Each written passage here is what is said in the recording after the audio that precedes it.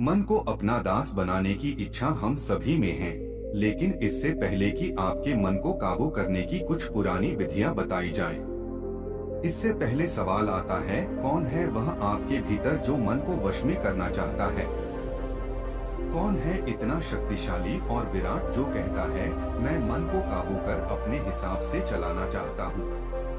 आप अगर उसे जान गए तो आप ये भी समझ जाएंगे कि मन तो उसकी सिर्फ छाया मात्र है।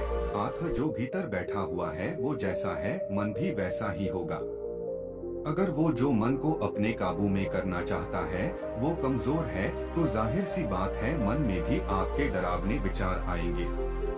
और वही खुश है तो खुशी के विचार आएंगे। अगर वह लालची है तो आपके मन को कई चीजों का लोभ होगा। अगर वह किसी से मोहित हो गया है तो उसका मन भी मोह में लिपट जाएगा। मन को काबू करने वाला कौन है? आपके भीतर मौजूद तमाम तरह की इच्छाएं रखने वाला, आपके मन को ही नियंत्रित करने वाला कोई और नहीं, आपका अहंकार है, जिसे अहम भी कहा जाता है। आपके भीतर बैठा वही अहम भाव जो कहता है, मुझे ये पाना है, मेरा ये खो गया, मेरे लिए वो सबसे बड़ा है, इत्यादि। आत्मा जब तक वह भाव भीतर है तब तक मन को काबू में रखने की इच्छा बनी रहेगी। और वास्तव में अहम यानी अहंकार के काबू में मन आ ही नहीं सकता, क्योंकि मन कोई भौतिक चीज तो नहीं है, वो तो अहम की छाया है। अगर मैं आपसे कहूँ अपनी छाया पकड़ कर देखिए, तो क्या आप उसे पकड़ पाएंगे? नहीं। तो इसी तरह अहम की छाया है मन, अहम की स्थिति जैसी होगी मन भी वैसा ही हो जाएगा। तो यह समझने के बाद कि मन और अहम का रिश्ता क्या है, आइए जानते हैं। मन को काबू में करने की विधि। यदि आप मन में आने वाले विचारों से परेशान हैं और उन विचारों से छुटकारा पाने हेतु मन को वश में करना चाहते हैं, तो इसका एकमात्र उपाय है अपनी मान्यता को बदलना। जैसे ही आप खुद को जो मान बैठे थे वो मानना छोड़ दोगे तो आप पाएंगे अचानक मन में से बुरे विचार भी गायब हो जाएंगे। नंबर 1, अपनी मान्यता को बदलें। उदाहरण के लिए आप किसी बात से चिंता में डूब गए हैं, अब जाहिर सी बात है मन उसी बात पर विचार करेगा। अब सवाल यह नहीं कि मन में आने वाले विचारों को कंट्रोल कैसे करें। अब आपको उस बात को समझना है जिसने आपको चिंतित किया है। जब आप अपनी बुद्धि का प्रयोग करके नाप तोल लोगे अच्छे से कि इस बात में वाकई चिंता की आवश्यकता नहीं, तो मन से विचार भी गायब हो जाएंगे। देखा है न, कई बार हम किसी बात से परेशान हो जाते हैं, लेकिन तभी कोई आकर हमें समझाता है, ऐसा नहीं है जैसा तुम माने बैठे हो, बात कुछ और है, तो हम तुरंत उठ खड़े होते हैं और चिंता गायब हो जाती है। इसी तरह देखिए, जीवन में तुमने क्या माना हुआ है, खुद को अगर कमजोर माना है तो कभी तुम्हारे मन में शक्ति, ताकत के विचार नहीं आएंगे। नंबर 2, मन अहंकार की छाया है। अहंकार से तात्पर्य है आपके भीतर मौजूद अहम भाव, जिसे आप मैं कहते हैं। यदि आप किसी बात को लेकर अटल हैं, तो आपका मन कभी भी आपको उसके प्रति झुकने नहीं देगा। लेकिन वही आप शंकित हैं, ईर्ष्यालु हैं, तो मन में उसी तरह के भाव पैदा होंगे। इसलिए यह समझ ले कि मेरा मन मेरे जैसा ही है, जैसा मैं हूँ मन भी वैसा ही होगा। मन वास्तव में और कुछ नहीं है। नंबर 3, अहम भाव को मिटा देना।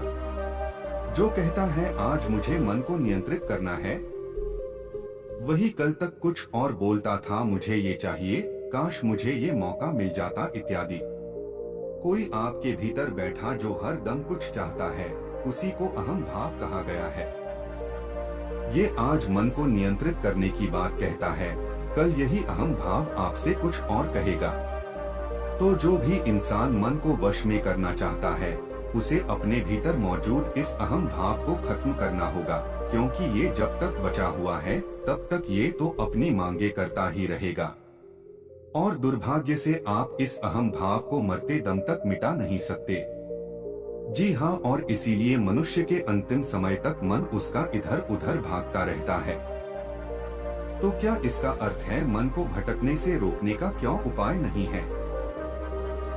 परंतु इसके लिए अहम भाव को बदलना होगा। यानी जब तक आपके भीतर मौजूद अहम भाव सही कार्य में, सही दिशा में नहीं आगे बढ़ता, तब तक मन के घोड़े इधर उधर दौड़ते रहेंगे। नंबर 4, अहम को सही दिशा में लगाएं। हमारे भीतर बैठा मैं भाव ही हमारा जीवन तय करता है। अगर यह आलस, लोभ, दुर्बलता का प्रेमी हो गया तो फिर व्यक्ति का जीवन भी ऐसा ही हो जाता है। लेकिन अगर अहम को सही लक्ष्य मिल गया और इसे प्रेम हो गया तो फिर जीवन भी बेहतर हो जाता है। स्वामी विवेकानंद, गौतम बुद्ध इत्यादि जितने भी महापुरुष हुए हैं वो भी हमारी तरह आम इंसान थे, लेकिन उन्होंने अपने अहम भाव को सही दिशा दी, जिससे उनका मन और विचार बदले और फिर जीवन ही बदल गया। इसलिए आज हम उनके जीवन की मिसाल देते हैं। नंबर 5, भीतर से पूर्ण रहो। हम हमेशा एक आंशिकता, एक खालीपन के साथ जीवन जीते हैं। यही वजह है कि थोड़ा और पाने की आस हम में बनी रहती है। इसी स्थिति को अध्यात्म में अधूरा मैं कहा गया है, लेकिन जब यही मैं पूरा हो जाता है तो फिर जीवन आत्मस्थ हो जाता है। यानी ऐसी स्थिति जहां मन पूर्ण है, उसे अब अंदर से कुछ पाने की आस नहीं, मन तृप्त है। हालांकि बाहर से शरीर को चलाने के लिए जितनी भी जरूरतें होती हैं, व्यक्ति उन्हें पूरी करने के लिए कर्म करेगा, लेकिन अंदर से उसकी स्थिति पूर्णता की होगी। अंदर से वो राजा रहेगा, भिखारी नहीं जो इस दुनिया से थोड़ा सा इज्जत, पैसा इत्यादि पाने की आस रखे।